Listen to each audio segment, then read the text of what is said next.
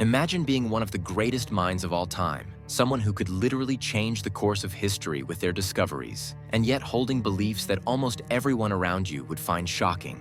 That was Isaac Newton. The same guy who gave us the laws of motion and gravity also had some pretty unusual thoughts about religion. Newton was deeply religious. He didn't believe in the Holy Trinity, the whole Father, Son, and Holy Spirit thing that's central to mainstream Christianity. Newton wasn't buying it. He spent years secretly studying ancient texts, convinced that somewhere along the line, Christianity had gone off the rails. To him, the idea of the Trinity didn't make sense. He thought it was a man-made invention, something that had been added later and wasn't what the original Christians believed. But he knew that talking about this openly could ruin his career, or worse, get him labeled as a heretic. Back then, going against the church's teachings wasn't just frowned upon, it could land you in some serious trouble. So Newton kept his beliefs mostly to himself, scribbling down his thoughts in secret notebooks. These notebooks were filled with his arguments against the Trinity, but they weren't discovered until long after he died. It's almost like he had a double life. By day,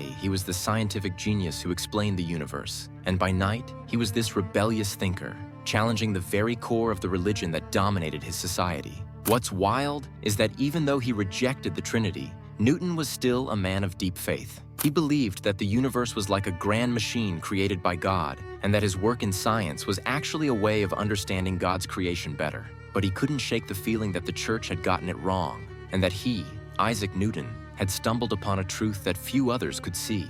In a way, Newton's religious views were as revolutionary as his scientific discoveries. They show us a man who wasn't afraid to question the status quo, even in matters of faith. He didn't just take what he was told at face value, he dug deeper, searched for his own answers, and kept pushing the boundaries of what was known and accepted. And that's something that makes his story all the more fascinating.